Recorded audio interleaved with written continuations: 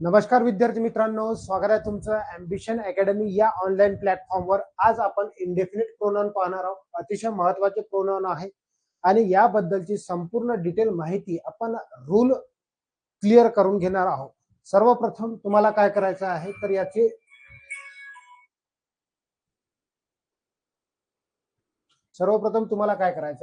तुम्हाला अर्थ लिहून घ्यायचे आहे, जेणेकरून तुम्हाला समजण्यासाठी सोपं जाईल। ओके, जेणेकरून तुम्हाला समजण्यासाठी सोपे जाईल। ओके, चला लिहून घ्या फास्ट हे आन्सर।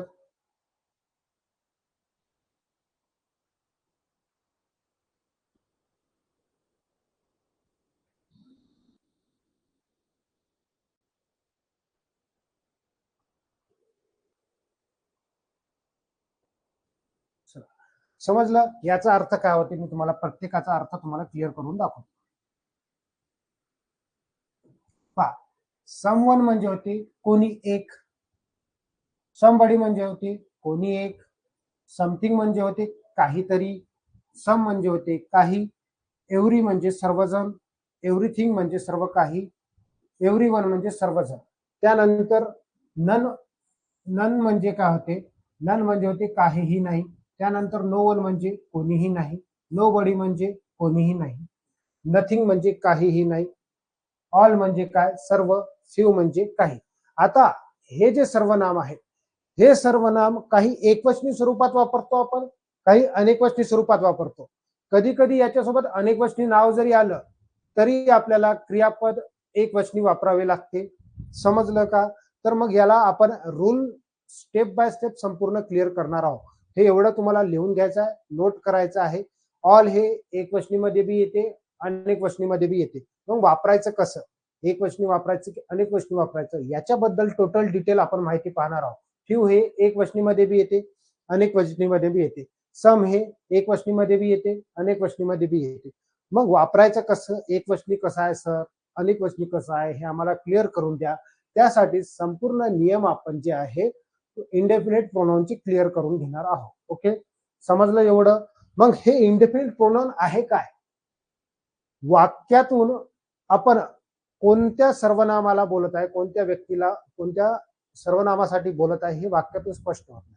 म्हणजे एखाद्या सर्वनामासाठी वापरलेला शब्द जे आहे आपण वाक्यातून स्पष्ट होत नाही, त्याला काय म्हणतो आपण, इनडेफिनिट प्रोनाउन म्हणतो। म्हणजे अनिश्चित माहिती राहते की कोणाला बोलत आहे आपण, वाक्यातून स्पष्टच होत नाही, त्याला काय म्हणणार आपण, तर इनडेफिनिट प्रोनाउन। एवढं क्लिअर असेल तुम्हाला? यस पूर्ण कमेंट बॉक्स मध्ये टाकायचं आहे तुम्हाला। तर आपण रूल कडे जाणार आहोत।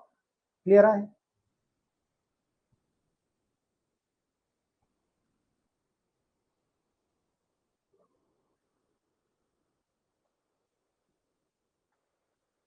क्लिअर आहे का?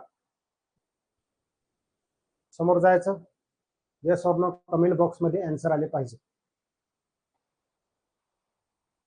चलो ओके, आरती मॅडम चला जायचं।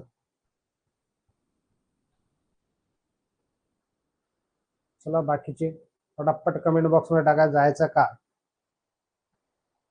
समोरच्या पेजवर जायचं, झालं लिहून?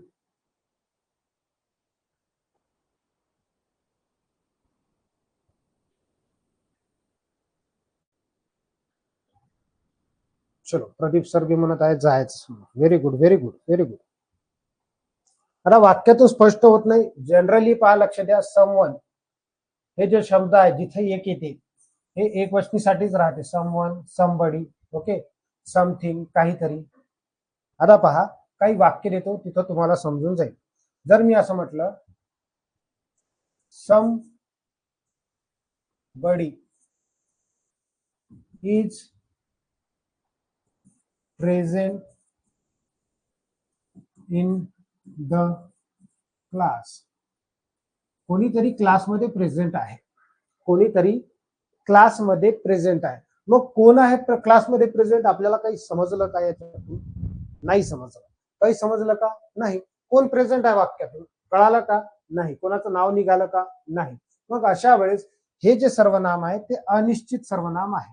मग इथं आपण वापरलेलं आहे इज, समबडी कोणी एक, कोणीतरी क्लासमध्ये नाही, समबडी कोणीही क्लासमध्ये नाही।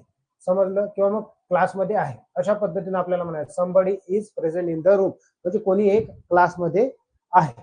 मग इथं समबडी एकवचनी क्रियापद आहे, नाव आहे. प्रोनाउन एकवचनी असल्यावर क्रियापद बी एकवचनी असायला पाहिजे. क्लिअर आहे. मग जर मी म्हटलं every thing is going, everything is going good, सर्व काही चांगलं चाललं आहे. एव्हरीथिंग इज गोइंग गुड, सर्व काही कसं आहे, चांगलं चाललं आहे. एव्हरीथिंग म्हणजे थिंग जी गोष्ट आहे, एखादी गोष्ट. जनरली हे जे नाम आहे एव्हरीथिंग म्हणजे सर्व काहीची गोष्ट करायला लागलो, परंतु इथं आपण गोष्टीची गोष्ट करायला लागलो आहे की नाही, म्हणजेच अनकाउंटेबल नाउनची गोष्ट करायला लागलो. यावेळेस काय येईल, आपल्याला इथं एकवचनीच क्रियापद वापरायची आहे. समजत आहे सर्वांना. मग याचा रूल तुम्हाला लिहून देतो, नंतर तुम्हाला समजेल. एक रूल पाहून घ्या, रूल लिहून देतो. मग पहा, बडी, बडी, ओके. त्यानंतर थिंग, त्यानंतर one, either, neither, okay. Either neither. आता आयदर और नायदर नॉर जे झालं ते काय झालं, तर ते कंजंक्शन झालं. ऑर नॉर आलं तर ते कंजंक्शन होईल, परंतु जनरली एकासाठीच वापरलेलं आहे. हे जे शब्द आहेत ते काय राहणार, तर एकवचनीच राहणार आहे. समजलं. मग हे प्रोनाउन मध्ये बी राहतात आयदर. आता हे जनरली जसं की समबडी, एव्हरीबडी, समजलं. Nobody, somebody, somebody, everybody, nobody, something, some, everything, nothing, असे जे शब्द राहतात हे थिंग. हे शॉर्टकट लिहिलेलं आहे मी, तुम्हाला समजूनच जाते. एव्हरीवन, नो वन, समवन, असे जे शब्द आहेत, हे जे शब्द आहेत हे इंडेफिनिट प्रोनाउनला रिप्रेझेंट करतात. म्हणून इथं येणारा जे बी वर्ब आहे, वर्ब कशी असली पाहिजे, हे जे आहे सिंग्युलर वर्ब वापरायचे आहे. यांच्यासोबत आपल्याला सिंग्युलरच वर्ब वापरायचे आहे. परंतु लक्ष द्या, परंतु जर आपण याच्यासोबत ऑफ द वापरलं, हा लक्ष द्या, हे जनरली स्पेशली आले, म्हणजे हे जनरली स्पेशली आले तर याच्यासोबत आपल्याला काय वापरायचं आहे, सिंग्युलरच वर्ब वापरायचा. परंतु याच्यासोबत ऑफ आणि द दिलेलं असेल, काय ऑफ आणि द दिलेलं असेल, तर येणारं नाव कसं पाहिजे, प्लुरल नेम, प्लुरल नेम, आणि सिंग्युलर वर्ब असलं पाहिजे. काय असलं पाहिजे, singular verb. Plural name, singular verb. याच्यात मी तुम्हाला दोन रूल क्लिअर करून दिलेले आहेत. क्लिअर आहे का?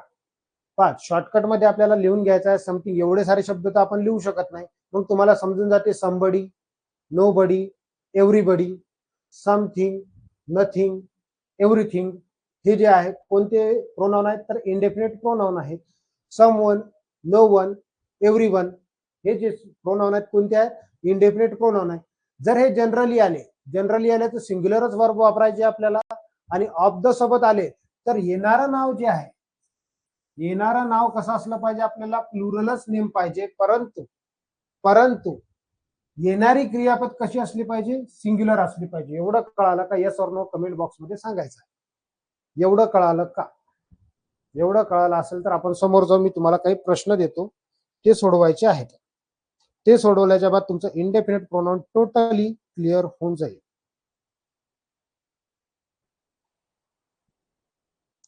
काही प्रॉब्लेम?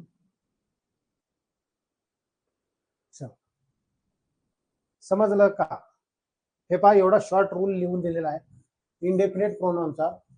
हे जे आहे आयदर ऑर, हे वेगळा कार्यक्रम आहे.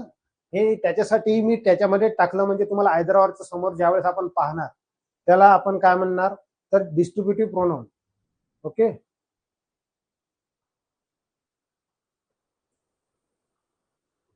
नंतर तुम्हाला या आयदर ऑर बद्दल बी सगळं सांगतो. परंतु generally somebody, something, everything, nothing. चलो, ओके. क्लिअर आहे सर्वांना? Yes or no comment box मध्ये पटापट टाका, येस ऑर नो. मी याच्यावर प्रश्न विचारणार आहोत. प्रश्न विचारायचा आहे मला, येस और नो कमेंट बॉक्स मध्ये टाकायचा. एरर बेसिसचे काही क्वेश्चन असतील ते सोडवायचे आहे तुम्हाला. समजलं असेल तर आपण समोर जाऊ. परत एकदा क्लिअर करून देतो. इनडेफिनेट प्रोनाउन आलं आणि आयदर ऑर नाही सर, आयदर आणि नायदर आलं. ओके, आयदर आणि नायदर आलं तर हे सर्व काय राहते, सिंग्युलरच वर्ब राहतात. परंतु येणारी क्रियापद कशी असली पाहिजे, सिंग्युलरच असली पाहिजे. ओके, नाम बी सर्व सिंग्युलरच राहते, प्रोनाउन बी सिंग्युलरच राहत असते. ओके, त्यानंतर ऑफ द आलं याच्यासोबत, तर येणारा त्याच्या नंतरचं नाव जे ऑफ द नंतरचं नाव कसं असलं पाहिजे, प्लुरलच नाव असलं पाहिजे, म्हणजे अनेक वचनीच नाव असलं पाहिजे. आणि येणारी क्रियापद कशी असली पाहिजे, एकच वचनी असली. क्लिअर आहे. चल समोर नियमाकडे जाऊ आपण, उदाहरणाकडे जाऊ. चला उदाहरण पहिलं तुम्हाला देतो. Everybody are enjoying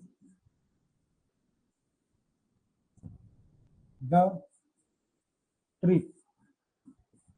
Everybody are enjoying the trip.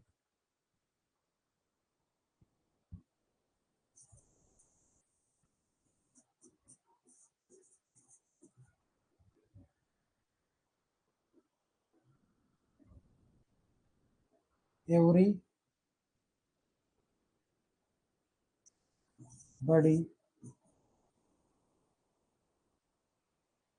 of the girl. Everybody of the girl is working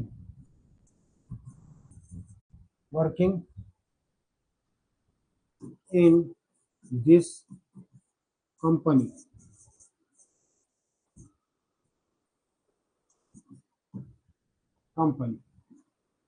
चलो चला, क्लिअर आहे सर्वांना. सांगा मग,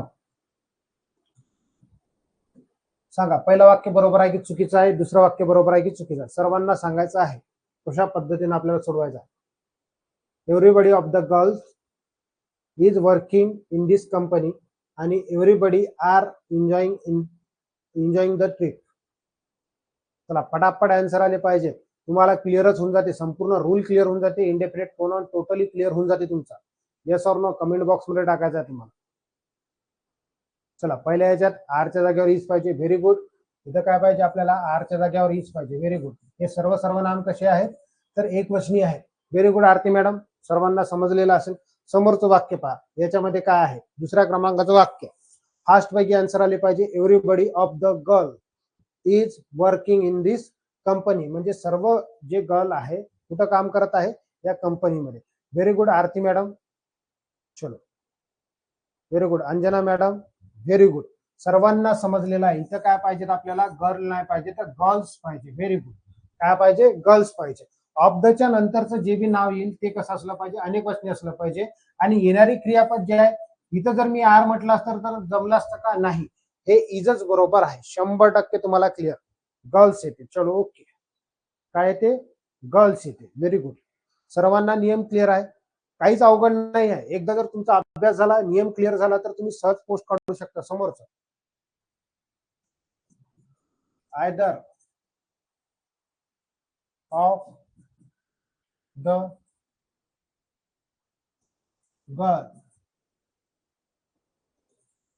either of the girls are ready to marry हिम.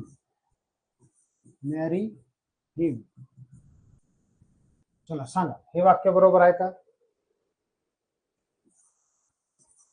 दुसरं,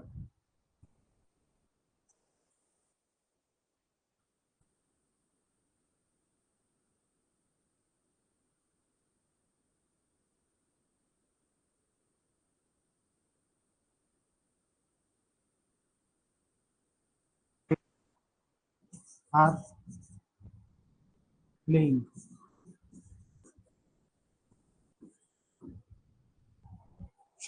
somebody was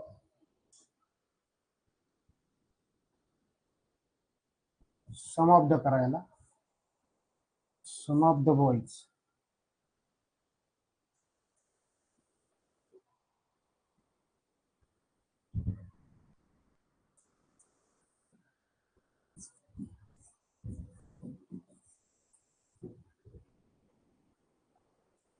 some of the boys करायला, some of the boys. चलो answer आले, आंसर आले का? चलो आरती मॅडम, गर्ल्स आहे. चलो व्हेरी गुड आरती मॅडम, समजलं. इथे लक्ष द्या, आयदर ने वाक्याची सुरुवात झाली, त्याच्यानंतर ऑफ द दिलेला आहे, तर तुम्हाला माहित आहे की इथं येणारं नाव जे आहे कसं असलं पाहिजे, अनेक वचनी असलं पाहिजे, जे की आहे. ओके, जे की आहे. मग येणारं जरी नाव असलं तर इथं आपण याच्या नावानुसार घेणार आहोत का? आपण नाही. मग इथं कशाच्या नावानुसार घेतो असतो आपण वर्ब? या नावानुसार, ऑफ दच्या पहिल्या नावानुसार आपण वर्ब घेत असतो. म्हणजे आयदर नुसार इथं वर्ब घेणार आहोत आपण. इथं काय येणार? इज येणार. काय येणार? इज येणार. Very good. काय येणार? इज येणार. या गर्ल्स साठी नाही वापरत आपण, ते कशासाठी वापरतो आपण? या आयदर साठी वापरत असतो. मग पहा, some of the boys are playing. आरच्या जागेवर काय पाहिजे? इज प्लेइंग पाहिजे. Very good. Some of the boys is playing, खेळत आहेत. काही बॉईज काय करत आहेत? तर खेळत आहेत. क्लिअर आहे.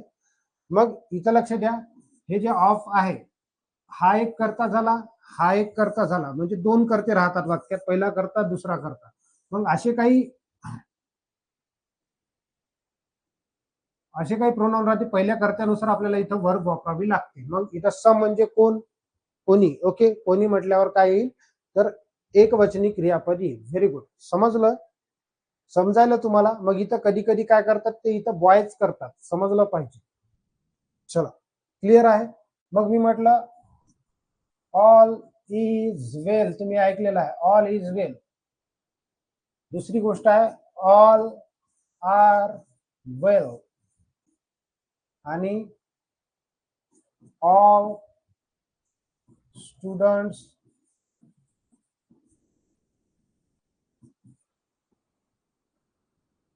Is present. All student is present. काय वाटते तुम्हाला? कोणतं वाक्य बरोबर आहे, कोणतं चुकीचं आहे? कोणतं वाक्य बरोबर आहे, कोणतं चुकीचं आहे? ऑल पासून सुरुवात आहे, सर्वांची गोष्ट करायला लागली. तुम्ही 3 इडियट पिक्चर पाहिलेला असेल, ऑल इज वेल म्हणते. ते काय म्हणते? ऑल इज वेल. बरोबर आहे. त्याच्यानंतर मी ऑल आर वेल वापरलं, हेही बरोबर आहे. दोन्ही गोष्टी बरोबर आहेत. Okay, all is well, all are well, all are good, हेही बरोबर आहे. ओके, ऑल इज गुड, हेही बरोबर आहे. मग मला हे सांगा, इथं ऑल दिलेला आहे आणि इथं गोष्ट करायला लागलो स्टुडंटची. ऑल स्टुडंट्स इज प्रेझेंट, म्हणजे सर्व स्टुडंट प्रेझेंट आहे. इज प्रेझेंट की आर प्रेझेंट? म्हणजे हे काउंटेबल नाउन साठी वापरायला लागलो आपण.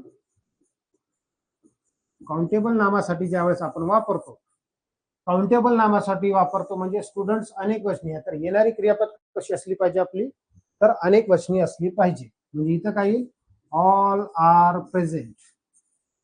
All are present. क्लिअर आहे? क्लिअर आहे का? इनडेफिनेट प्रोनाउन क्लिअर आहे का? काही प्रॉब्लेम आहे का इनडेफिनेट प्रोनाउन मध्ये? समजलं असेल तुम्हाला? Any problem? चला आरती मॅडम, क्लिअर झाला असेल. Some of the students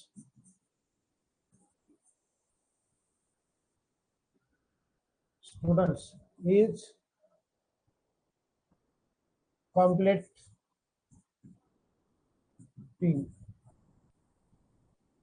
completing his homework. इथच्या जागेवर देअर करा. सांगा, हे वाक्य बरोबर आहे का? हे वाक्य बरोबर आहे का सांगा. चल,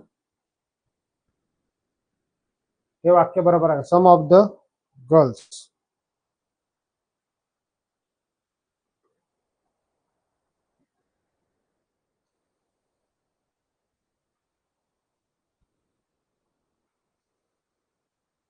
फास्ट आन्सर आला पाहिजे. वाक्य बरोबर आहे का?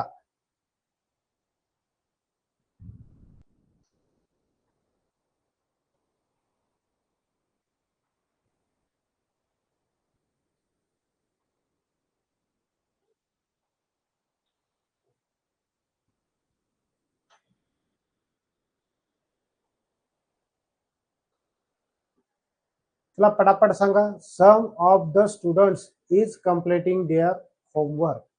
वाक्य बरोबर आहे का?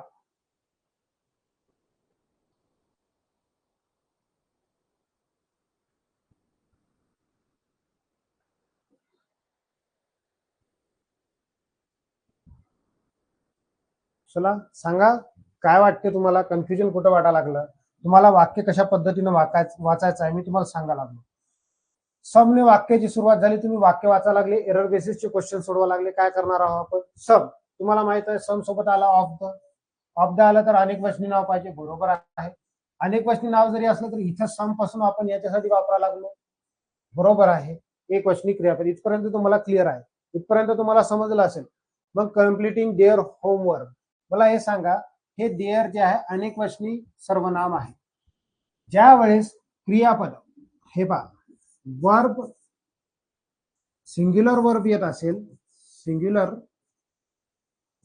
वर्ब, तर येणारी क्रियापद कसं, येणारा प्रोनाउन बी कसं असलं पाहिजे? Singular pronoun. आणि प्लुरल वर्ब असेल, येणारा प्रोनाउन सुद्धा प्लुरलच असला पाहिजे.